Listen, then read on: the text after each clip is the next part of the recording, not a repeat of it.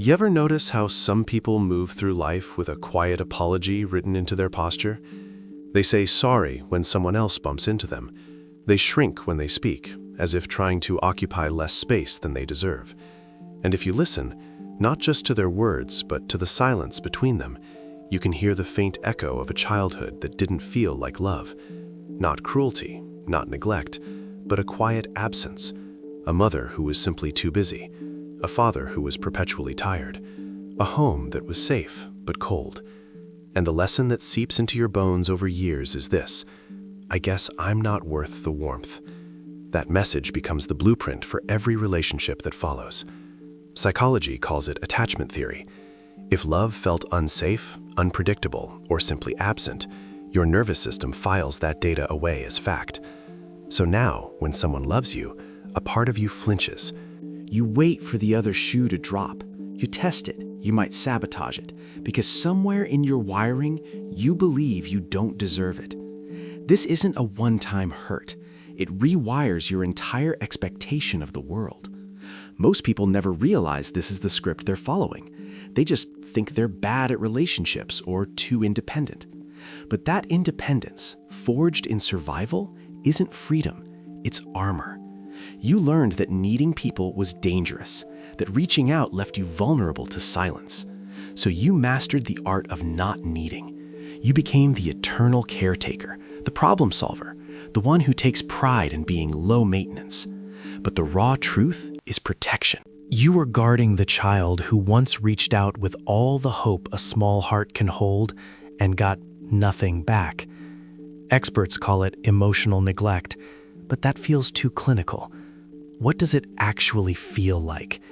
It feels like standing outside a warmly lit house on a freezing night, your hand against the glass, watching a scene of belonging you can observe but never enter. You tell yourself you don't need the warmth. You build a skill set for enduring the cold. But you feel that quiet, persistent ache for something you can't name. And because you grew up without consistent love, you became exceptionally skilled at reading a room, hypervigilant to micro-expressions, shifts in tone. For a child, a caregiver's mood is your weather. You developed a radar for danger. That radar was life-preserving then. In adulthood, it becomes a source of constant low-grade alarm. A friend texts "okay," and your brain reads anger. A partner is late to reply, and the ghost of abandonment stirs. It's not neediness, it's programming. Neuroscience shows the brain of an emotionally neglected child develops along a different pathway. Regions tied to self-worth and threat detection show patterns of chronic stress. Your brain learned to expect rejection, so it built formidable defenses. You became an expert in protecting yourself from pain, but you never learned how to receive love without suspicion. This leads to a great paradox. Those who were not loved often grow into the most loving, empathetic adults. Because they know what it feels like to go without, they overgive. They pour themselves into creating for others the warmth they were starved of. It's a beautiful, tragic impulse. So often, they give from an empty cup. The hardest part of healing isn't necessarily forgiving your parents. The hardest part is forgiving yourself.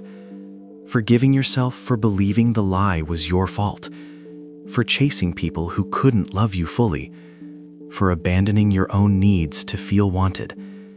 You need to understand. You were not broken. You were adapting. A child can't stop loving their parents to survive. That connection is biological. So the mind makes a devastating switch. They stop loving themselves. If love wasn't given, the young mind crafts a rule. I must be the reason. If I were better, quieter, smarter, then I would be loved. That belief kept you safe. It was less terrifying to blame yourself than to face the unbearable truth that the love you needed was not guaranteed. That rule doesn't vanish at 18. It hides in your achievements, your people-pleasing, your relentless work. You chase external approval as if it's oxygen. You learn love must be earned, so you perform for it. But deep down, the goal isn't success, it's belonging. That drive is a beautifully disguised ache. You're trying to become, finally, enough. It shows in how you overthink a text, how a compliment makes you squirm, how you say, "I'm fine," when you are anything but. You wear a mask of calm self-sufficiency because that facade kept you safe in a world that didn't want your emotional reality. But here is the turning point. That hollow ache is not proof you are unlovable. It is proof you were wired for love and something was missing. The ache is your body's faithful reminder of what you deserve. Studies show emotional attunement. A caregiver's loving gaze, soothing affection, literally shapes the neural pathways for self-esteem and stress. Without it, the brain settles into chronic alert. It's always braced. So when you say, "I don't trust easily," understand, that is not your core personality. That is a wall built by a younger you. Healing isn't about tearing it down overnight. It's about understanding why it was built, and then patiently teaching your nervous system a new possibility, that love can be safe. It starts in microscopic moments, receiving a small kindness without guilt, letting a comfortable silence exist without panic, sitting with your own difficult feeling without criticism. This is how the rewiring begins, one safe experience at a time. It will feel uncomfortable.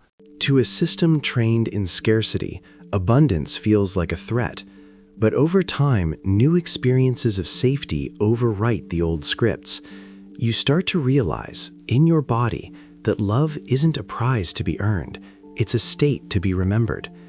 The love you missed isn't lost, it just never got mirrored back to you. When you begin to offer that mirroring to yourself, when you become the source of that patient, attuned presence, everything shifts. You stop seeing yourself as broken and start seeing a resilient person who adapted brilliantly. You stop chasing validation and notice the peace that exists when you're not performing. You stop asking, "Why didn't they love me?" and start asking, "Why did I believe that made me unworthy?"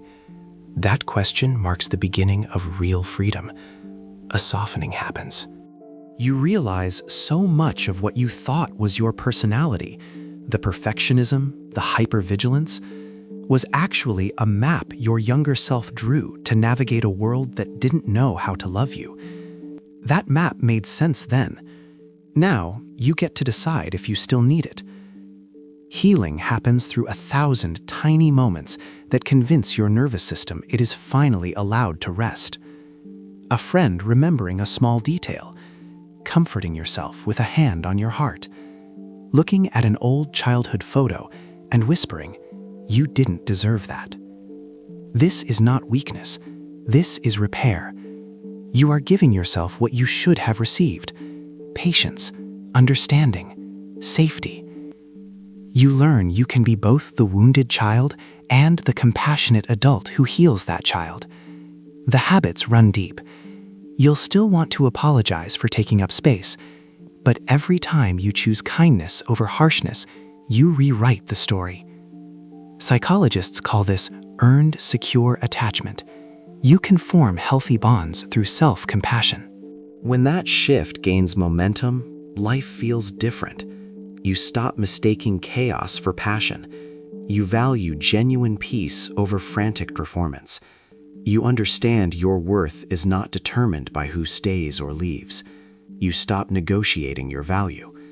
This realization often arrives with a quiet sigh. You spent decades chasing love through achievements, partners, status. Then, one ordinary evening, it dawns on you. You were never chasing love itself. You were chasing proof you were lovable. That insight is painful and freeing. Painful for all the years spent trying to earn what should have been a given. Freeing because now you can stop running. You see love not as a scarce resource, but as something that flows through you when you stop blocking it. You understand that the people who couldn't love you were likely repeating their own unloved patterns. This isn't about excusing what happened. It's about seeing the chain of pain so you can be the link that heals it. Forgiveness becomes about your own liberation. You stop waiting for an apology. You give yourself closure by declaring your worth is no longer up for debate. This is the quiet miracle of healing. You slowly become the very person you needed when you were young. The brain remains plastic, capable of change. You are not doomed by your past. You are simply carrying a map that needs updating. True maturation is gently replacing your survival maps with maps to safety. You rewrite the messages. I am too much becomes I am allowed to exist fully. I have to earn love becomes love is my birthright. These are acts of quiet rebellion. Healing isn't pretending the wound didn't matter. It's accepting that it did, and then choosing to love anyway, starting with yourself. Maybe that's the quiet superpower of those who grew up this way, because they understand the absence of warmth so intimately. When they finally find it, they treat it as sacred. They love with depth. They listen with attention. They hold space with grace. So if you recognize yourself in this story, please hear this. You are not broken for craving love so deeply. That craving is the most human part of you. It means your heart still remembers its original purpose. You were born to connect.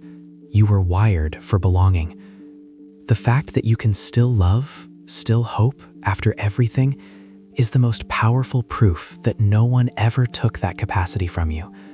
The child inside you never stopped hoping someone would see them and not turn away. Maybe finally, that someone can be you.